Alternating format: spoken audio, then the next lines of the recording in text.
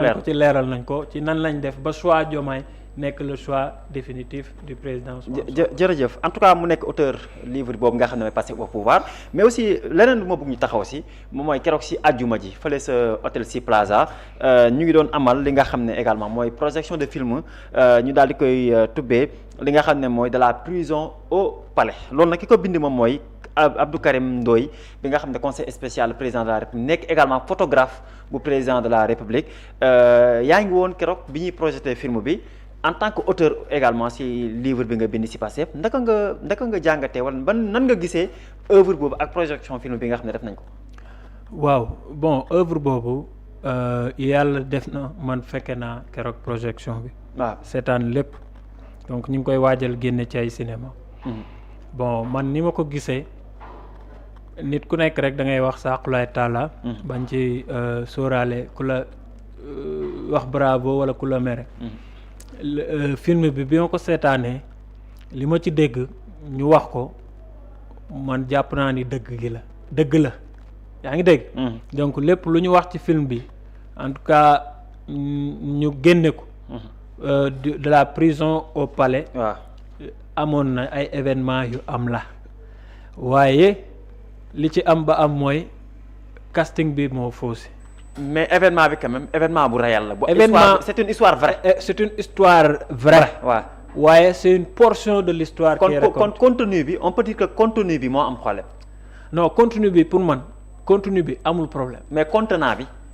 contenant bi mascarade bi casting bi mooy jafe-jafe bi. ok yaa ngi dégg mais aussi partie bi ñu ci jël ba ko fésal jàpp naa ni c'est une part de l'histoire c'est pas l'histoire entière. ban partie la noonu.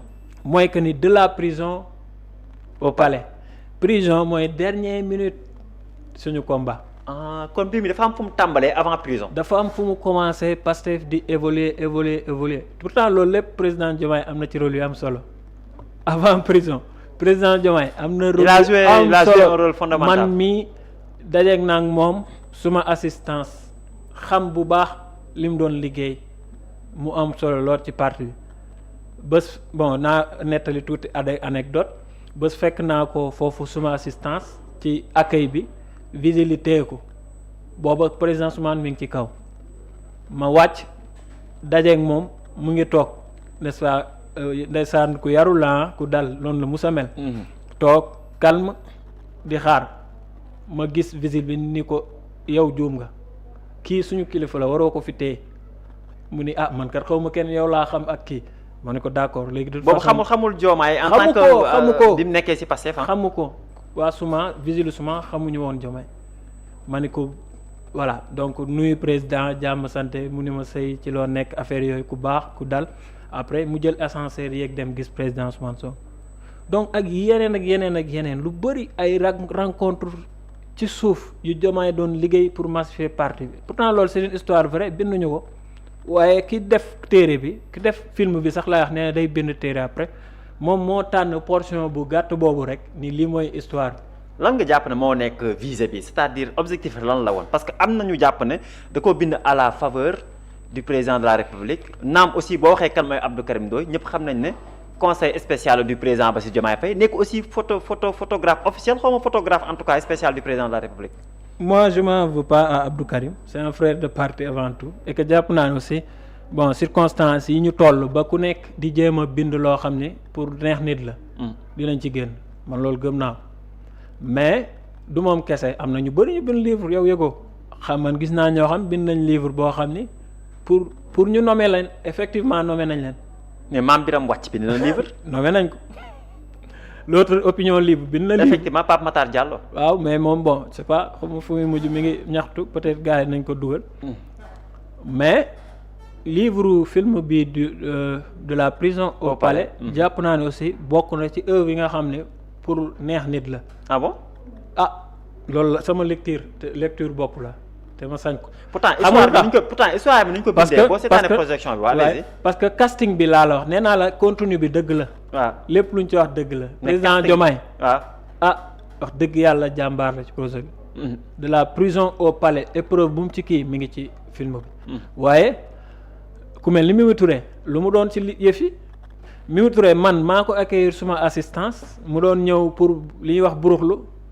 boobu lan moo xewoon mooy bi Ousmane Sonko entré Ousmane bi mu entré mu ñëw pour gis président booba fekk na ñu nit am na nu ñu waxtaanee ba teg. y avait des médecins comme docteur Cissé aussi. waaw ñoom ñëpp consorts ñoo nga fa woon et cetera. man am na rôle bu mu ci doon joué xëy na bon. fesul lool. waaye Mimi Touré maa ko accueillir mu ni daa bëgg a gis président Ousmane Sonko. xool état de santé am ci lu mu toll. ma xamal ko ni wax dëgg yàlla fi ñu toll nii président ne mu nees koo gis. waaye mën nañ jàllale sa message. mu jot booba moom la woon Cheikh Bara Ndiaye mii. ak Père Goumbala. Abdou Karim Xurum Xaq. ak kan sax délégation PDS. ak ñeneen ak ñeneen ñoo xam après lañ ñëw. donc noonu lañ leen xamal ne gis bi mënul ne.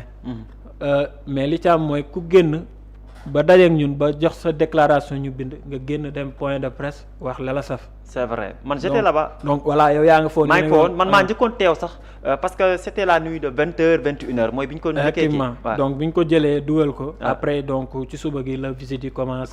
effectivement donc ñooñu ñëpp seen démarche lan la woon mooy gis nañu Pastef gi dina dem te dina baax.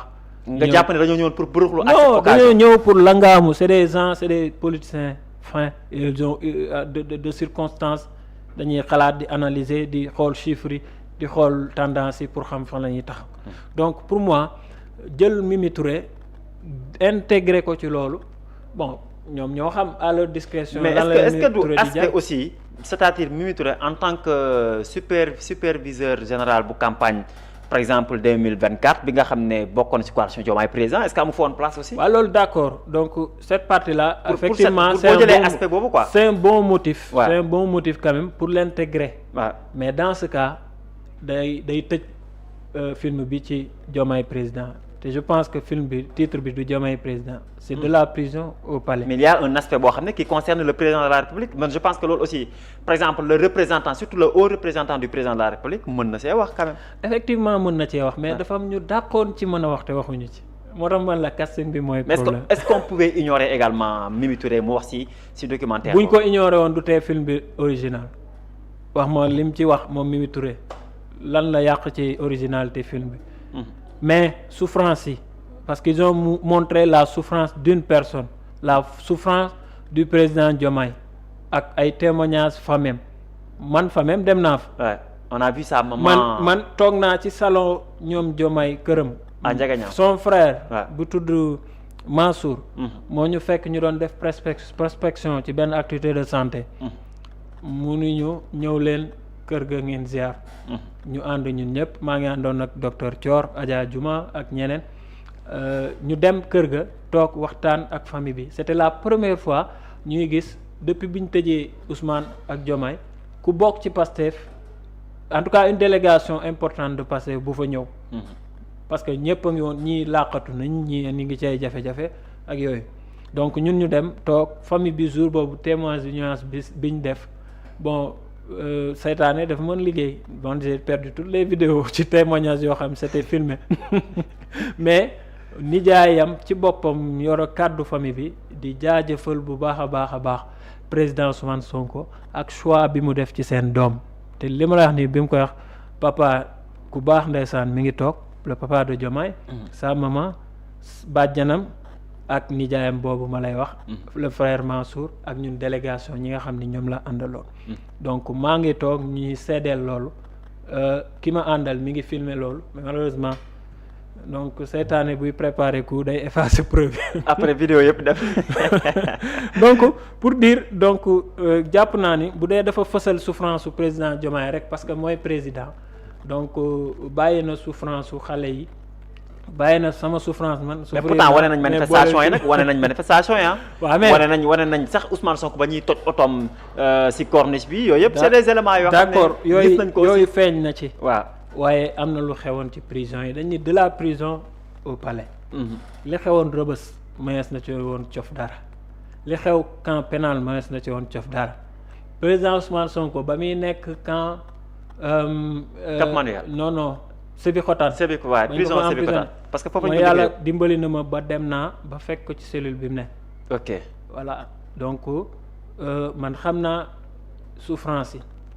dañoo wane bële waaye yàlla xam na ni. et on parlait même grève de la faim bi nga xam ne Ousmane Sonko mu ngi ko doon def ci kaso yooyu yëpp. yooyu yëpp jotoon na lépp a ngi ci livre bi. effectivement mais président Ousmane Sonko foofu nekkoon bu ñu wane woon image boobu gis naa ni film dina gën a original. ah bon te du yàq dara nekkoon si Sébikotane bi. voilà da nga jàpp ne nekkoon si conditions yi réunies c'est-à-dire des conditions qui sont bonnes. ba musuma wax ci loolu te tey du ma leeral exactement ci yan conditions la newoon xam naa ni daal. waaw ba ma ko gisee sonnoon na ndax xiifal bi il avait amoon na sax jafe-jafe prononcer sama tur. ok donc il a beaucoup lottoon hésité voilà pour dire sëy ci loo nekk affaire yooyu. donc jàpp naa ni y a une part de l'histoire qui est racontée. maintenant man li ma gën a doy waar ci loolu mooy. waaw daf ci am ay patriotes yoo xam ni ñi ngi leen di noncer mooy ñi ngi leen di impliqué ci combat boo xam ni bon li ci nekk yëpp waxuñu ko. parce que bon on se voile pas la face ñun fi ñu jëm bu ñu góorgóorluwul lool fi ñu jëm mën na doy waar parce que seetaan daf mën a jaxasee diggante. xaw président Diomaye ak président Ousmane Sonko ñaar ñooñu loolu diggante bu ko gën a rafet amul ak li ci xew lépp. on parle de différents entre eux. non c'est vrai donc on parle de différents y en a qui jéem a yokk problème yi xam nga di amplifier man damaa gëm ba nii. te li ma mës a gëm mooy xam président Diomaye ak nite gi ne ci moom. xam président Ousmane Sonko nite gi ne ci ñoom yàgg dañuy en tout cas li nit ñi doon foog njort du am.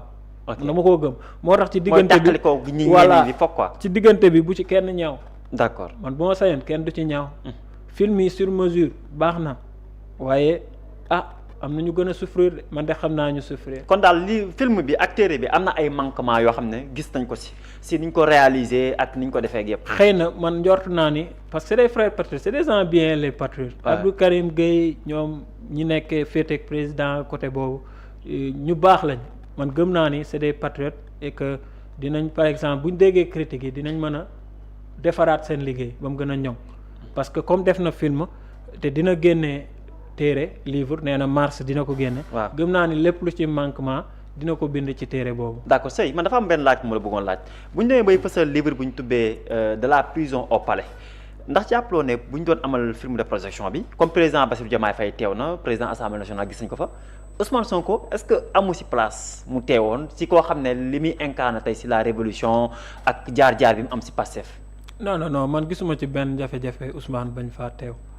l'essentiel Ousmane bu ca teewul it teew na bu baax a baax ci image yi. turam gëm naa ni turam bu ñu génnewoon li ñu ko tudd ci parce que histoire la kenn mënul changer loo jéem ci forme bi ci mascarade. ci casting mais contenu bi la mënut a changer. kon yaa ngi rejoindre Cheikh Bara Ndiaye bi ne dañoo falsifier li nga xam ne moom mooy histoire bi jaarale ko ci film bi nga xam ne moom waa ji bi. non man waxewu ma ni Cheikh Bara waxe Cheikh Bara stylam la wax. waaw loolu moom dafa ne dañoo falsifier histoire bi parce que yow da nga jàpp aussi. man jàpp ma ni falsifier nañ histoire bi li ma jàpp mooy dañoo raccourcir histoire bi ci benn moment. ça dañ koo limiter ci benn moment ak ci benn nit. boo xam ni yàlla da koo def muy président te ñeene ko xeex nañ ba tàyyi ngir mu nekk ci jàmm.